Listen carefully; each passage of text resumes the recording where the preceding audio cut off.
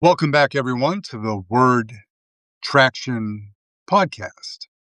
This is Your Mom is a Terrorist, brought to you by the Kingdom of Saudi Arabia, um, unofficial sponsor of this particular episode. This is the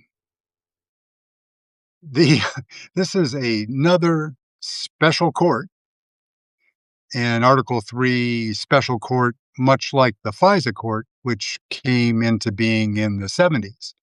This in the 90s is uh, an anti-terrorism court, right? Foreign Terrorism Removal Court, FTRC. And this is a court that was formed in Bill Clinton's time and has laid dormant and recumbent, sort of like your current legislature, and has been unused until about a week ago. Now, this is kind of a Trump, Stephen Miller wet dream. Up until now, and by the specific language of the enabling statute, this is just for aliens of the Sigourney Weaver or the aforementioned KSA variety. This is not yet for removing Americans, but I would imagine if you look at the receipts from Stephen Miller's behavior and the noises that come out of the administration and Homeland Security, I could see this act being joined with an effort to denaturalize American citizens, and therefore they fall under the act. The trick with this is that this particular court, this is also a John Roberts joint. He appoints all the judges, just like on the FISA court. It is that Foreign Intelligence Surveillance Act, FISA. And that is a court that is used very frequently. FISA is. John Roberts appointed all of the judges on that court, too.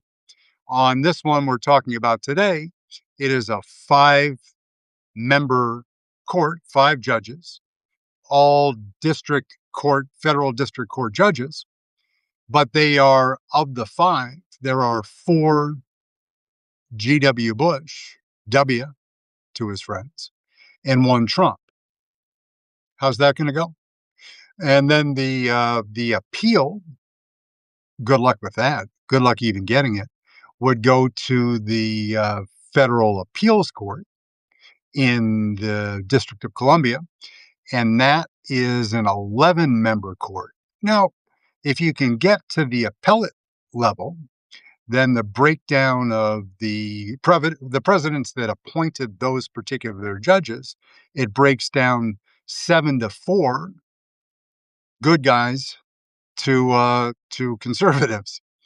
So, but the real trick with this is that, due process, okay, maybe a little bit.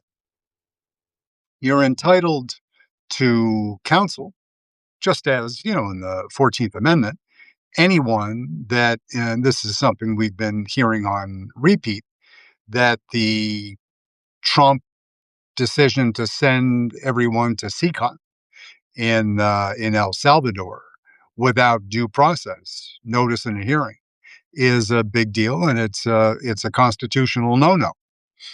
Trump doesn't give a fuck, and neither does Stephen Miller, and they're going to be pushing that envelope continually until judges say no.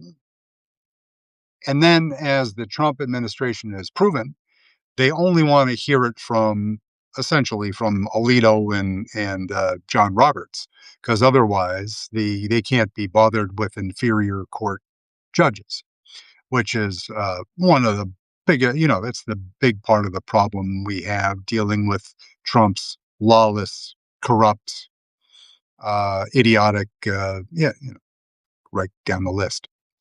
So if there is one person who is not named in public records because it's a secret. And because they're an alien, it's okay to treat them that way. So they are an alien. They are presumed, essentially presumed guilty as an alien terrorist until they prove otherwise.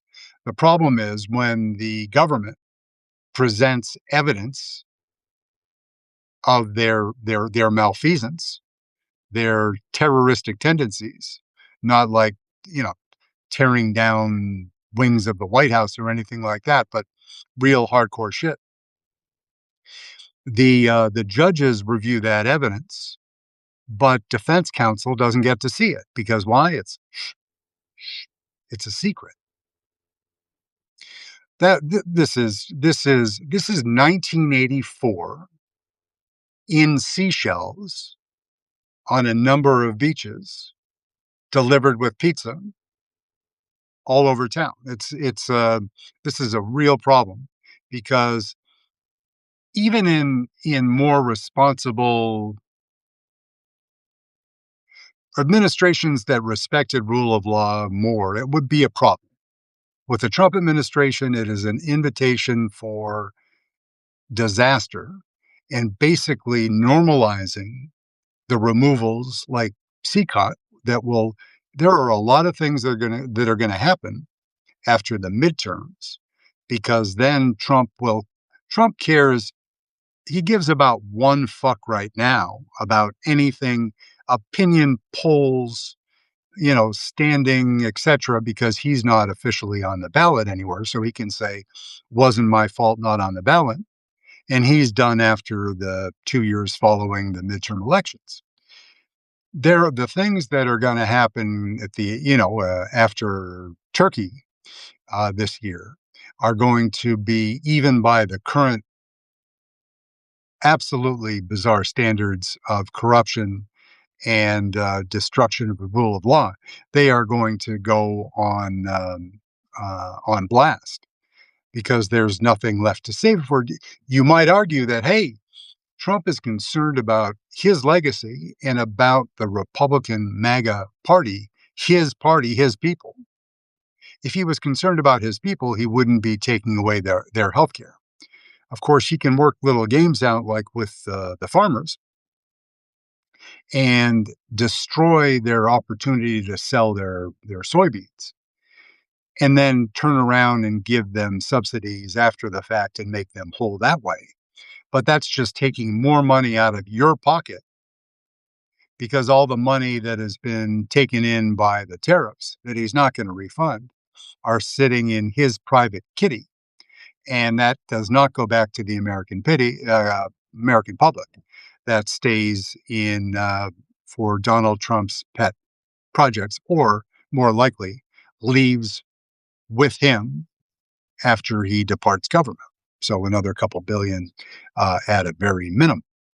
So this special court, I can easily see, as mentioned before, if I were a Stephen Miller bad intention racist motherfucker, I would look at it and I'd be lining up people for a creative, aggressive, and expedited denaturalization process. And you go from that court into this one, and you're out the door. Whether in and the controls on where that is, these deportations that happen like to Central America and to many African republics, uh, it, it's going to happen because it's happened before, and now they have this tool, and the only one kind of sitting being Yoda over the top of the process is John Roberts, the one that gave Donald Trump unlimited, essentially, blanket immunity from any and all crimes. So who's the watchdog now? They've taken away all of the inspectors general and the senior JAG leadership, every bit of the oversight function in every aspect of the government. The Todd Blanche, who's still campaigning for a job, there's just, like the corruption, who's going to stop him with a Congress that refuses to do their job and our friend John Thune still starring as the most handsome coward in the United States government. So yeah, this is I got this a little bit earlier, and in fact even talking a little bit faster than normal for me, because my neighbor just let me know after it started that there was some hardcore construction beginning, and it will get even as I'm sitting out here on the deck. Uh, it might interfere with my delicate dulcet tones coming to you live from northern Massachusetts on a beautiful, crisp, sunny day on a Thursday in the beautiful Commonwealth of Massachusetts. So yeah, this will be an ongoing story. It will be as unsettling, but the problem is that if you thought our visibility, if you thought the transparency was limited by the Trump administration before now, this is one where that secrecy is written into the statute. So they don't have to name the individual indicted, and they don't have to give us any information even after he or she is removed from the country. Will it come out because of leaks? We can hope so, but that's not what the country is founded on. That's sort of, to compare the Trump administration's behavior to Russia or China is just, that's comparing Trump to two of his heroes. And the first one is in fact his controller. So that kind of comparison to real communists, real authoritarians, ones that have been practicing this for decades, where Trump is the rookie and making plenty of rookie mistakes. And who gets better after age 80? Nobody. So there will be more embarrassment and blather and lies and more corruption. But just you wait. After the midterm, you ain't seen nothing yet. Even if he is chastened temporarily, and if we're able to seat the elected representatives that may give the good guys a narrow majority in the House, there can be hearings, but there's there's the embedded impunity of what John Roberts gave Donald Trump as the best president ever, which is you take a grievance filled, spoiled motherfucker and tell them they can do no wrong legally or otherwise. And then we're relying on state courts and our friends at the ICC, made ever more popular by Zoran Mamdani in the last couple of weeks, talking about Bibi Netanyahu's impending September visit, and Zoran Mamdani saying that, within the law in the state of New York, he doesn't have the ability at the state level to take anybody into custody for an ICC warrant. But when we're talking about the additional warrants for Ben-Gvir and Smotrich, and the whining protestations of Danny whatever the fuck, and Israel's representative in the UN, and that no, Mr. Mandani, you are the terrorist, that guy. It's going to be nothing if not entertaining as we get closer to that UN meeting in after Labor Day. So, but for now, we'll leave you with this additional, lesser discussed, lesser known court, Article 3 court, that will empower the Trump administration for now, as it says in the language of the foundational documents. This is for aliens, not for U.S. citizens. But we've seen how they roll. And if it has once Stephen Miller is able to relax, breathe deeply, and subdue the Woody that he must have seen, must have enjoyed when he saw this. I don't know why they've kept it so quiet for so long, but will and these are things that will play well with the mega base. Obviously, the inflation, the fact that we have oil tickling $100 a barrel again, things that won't play well with the mega base. This invitation to be cruel to brown and black people, an invitation sanctified by John Roberts and men in black robes or men in white robes with white hats. This will play very well with the MAGA base because it's about racism and cruelty. And again, I'm not excusing somebody who is found guilty in by a jury of their peers in a court of competent jurisdiction to have committed terrorist acts. Get them the fuck out. But that is not what these bad faith actors in the Trump administration are talking about. And it's not what we don't have to guess. We've already gotten the full playbook. We had it written out, given to us 2 years before he arrived, and it's going perfectly according to plan from a Project 2025 perspective. So, thank you, and wishing you all a beautiful day.